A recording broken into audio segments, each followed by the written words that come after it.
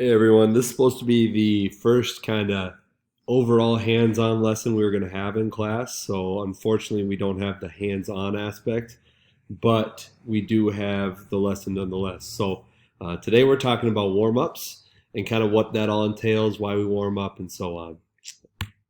So the goal of a warm-up, I think a warm-up is something we often kind of take not as seriously as we should for a variety of reasons, time, maybe we always feel loose, whatever it may be, but there's a lot of really good benefits from a warm up. Particularly, our goal is to prepare ourselves or the athlete mentally and physically for exercise or competition. So, obviously, we're going to prepare ourselves physically through a warm up. That's probably what we learned for the entire time we've been active is that we warm up to prepare ourselves for the physical task at hand. But oftentimes we don't think about the mental aspect. I oftentimes look back on my own athletic career, even my own kind of training sessions now.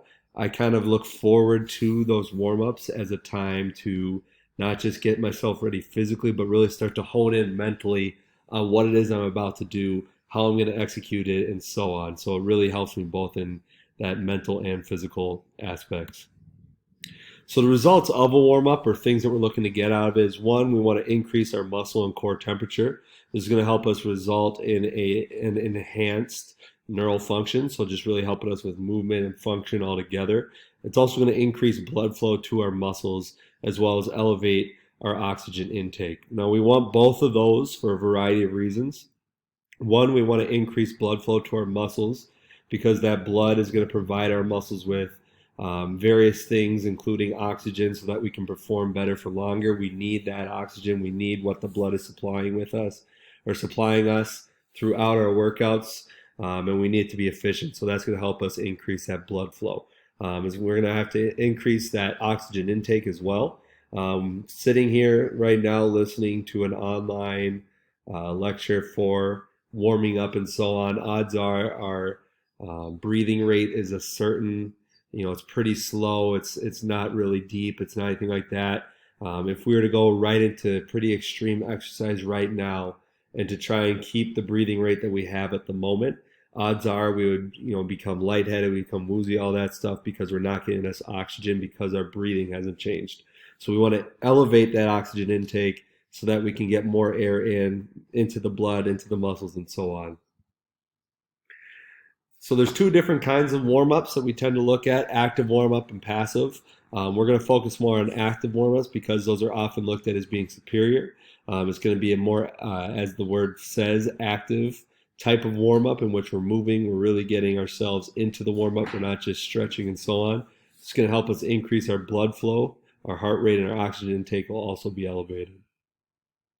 Some positive effects of a warm-up. One, we're going to see faster muscle contraction and relaxation. Both these are really key to movement because that muscle contraction is obviously going to be something we need for movement. We need to contract our muscles to move explosively and so on, but we also need them to relax as well so that we can start that next contraction. So that kind of balance between contraction and relaxation is huge.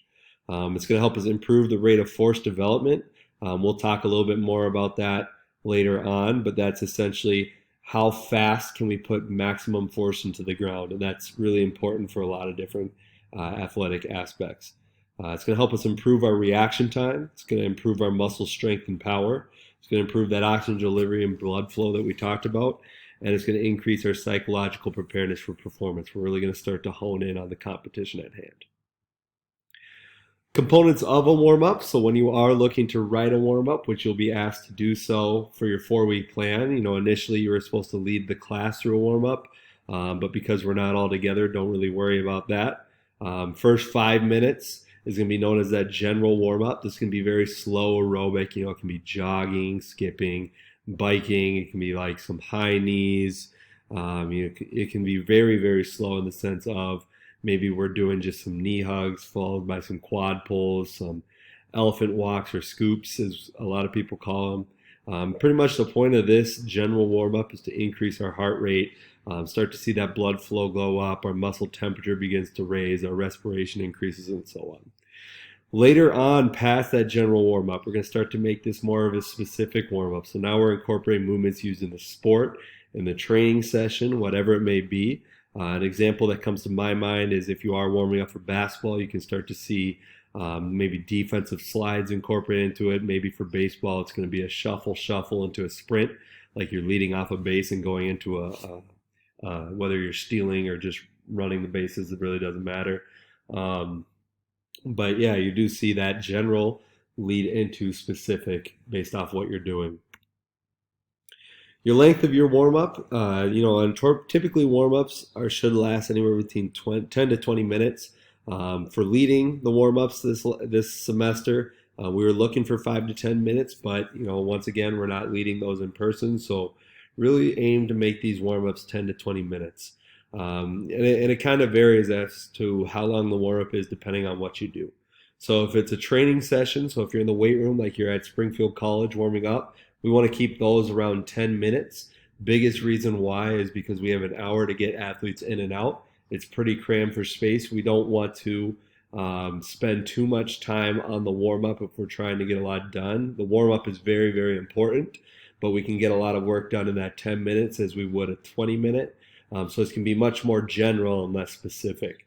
And then a competition warm-up's closer to 20 minutes. So thinking about basketball, for instance, a lot of times you kind of have a warm-up before the official 20-minute clock warm-up.